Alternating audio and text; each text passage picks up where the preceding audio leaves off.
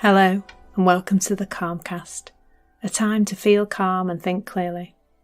I'm Clare, the Queen of Calm, a transformational life coach.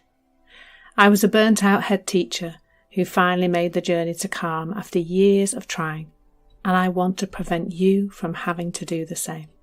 The Calmcast is a series of short explorations, gently guiding you back to your natural state, which is calm and clarity. Just listen like you would listen to music, with an open mind and curiosity. There's nothing else to do. Now let's relax into today's episode.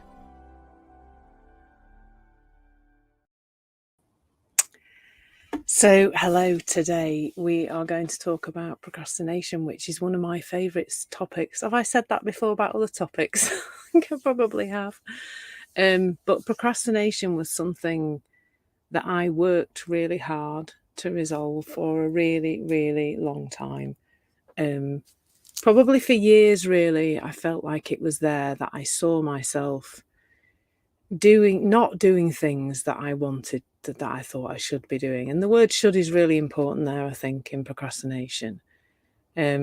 Because what really is procrastination? Well, it seems to me that it is often us planning to do something. So that's the future, isn't it? That's us trying to make something happen in the future. And then when we come to that moment in time where we've planned to do the thing, something else occurs to us to do.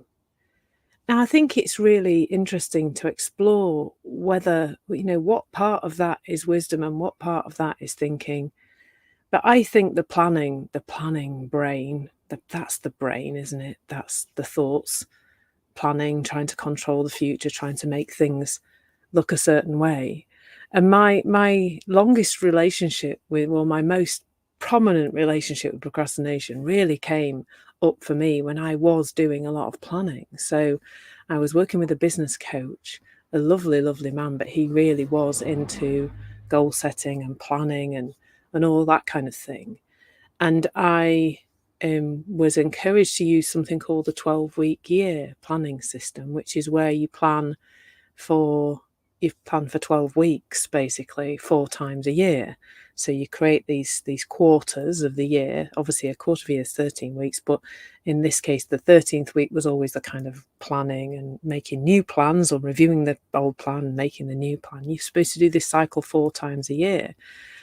And the 12-week plan used to have like 2 to 3 goals for your business, and that was how you would then proceed. So you would literally plan every single thing you were going to do for that 12 weeks to achieve this goal, as if almost like, I can't think of a suitable metaphor, because when I look at it now, it looks utterly insane, really, to think that when you take an action on day one, that action, week one actions are done, and then that naturally is we're going to know that week 2 actions are now the right actions to take. Because when we do something, in the world, when we put something into form, when we create something, when we take an action, that shifts the world, doesn't it? That shifts our world. It shifts our business. It moves things. And then when we look at week 2 actions might not actually make sense anymore, because week 1 didn't really work out how we wanted to, or week 1 worked much better, and suddenly we're like on week 6 of the plan, really, because it's worked much better. And that, when I made those plans, which I procrastinated over doing in the first place, to be honest, I would then feel very stuck, ploughing through them and trying to force myself to do each week. Now, the results were never really what I thought they would be. Not what I envisaged the 12-week plan was going to lead to. Each 12-week plan had 2 or 3 goals. The idea was that you would reach the goal by the end of the 12 weeks. And it never really worked that way. And it also felt extremely painful to do it. Now, I now know that my relationship with that planning system was that I had a lot of thinking about working that way, and perhaps if I'd had different thinking, I'm sure it works for lots of people. It didn't really gel with me. I much prefer to trust my wisdom and follow that in the moment, from the present moment. So I take a lot of actions on a daily basis. I put things out there, I try things, and then those things sometimes work and sometimes they don't. And then there's some information then, and then the next decision or the next thought comes up, and I'll try something different. And that's how I love to be in my business. Is, there are always ideas sprouting. There's always new things I've got emerging, but they're not weeks and months ahead. They're literally the thing I could do now. So right now in my mind is to have some kind of group session of some description, and I'm just looking at how to make that work. So that's something that's bubbling in my mind, and it's something I can act on right now. I could set it up right now today. Something's putting me off from doing that. I wonder what that is. Again, it's noticing these things.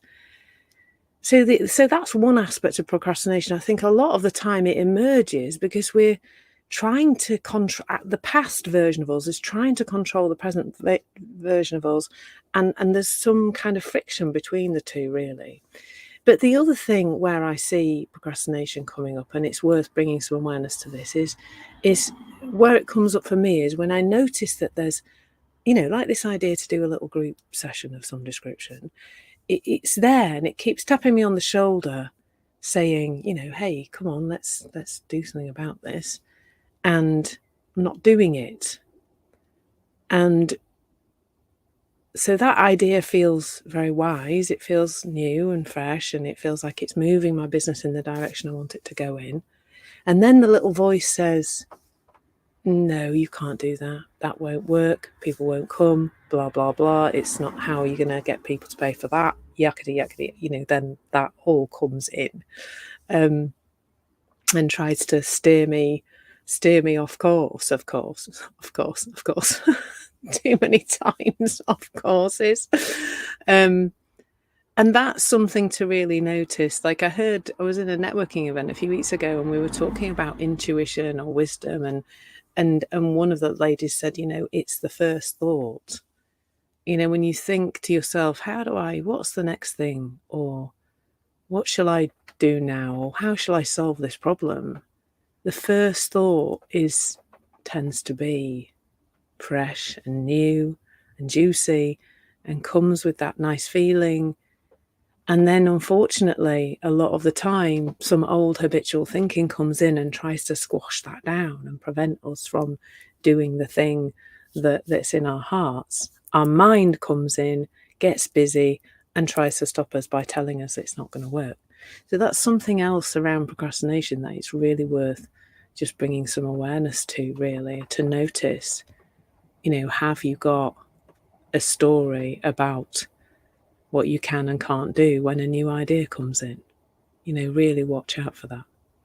And the third thing today really is around feelings and the outside world. And I know, I've had clients in the past I've worked with who procrastinated by eating or cooking or playing music or doing something else. And I think that's driven by the outside in misunderstanding that, let's take doing our bookkeeping, is going to feel worse than playing the guitar or making a stew, whatever we might fancy doing.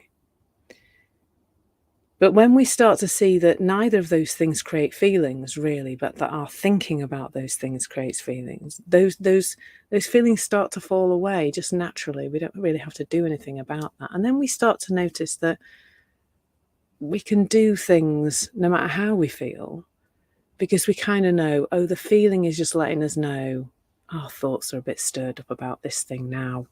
We can do it anyway. And that can help us to be less distracted, to be less kind of following a feeling, I'll feel better if I do that than if I do that.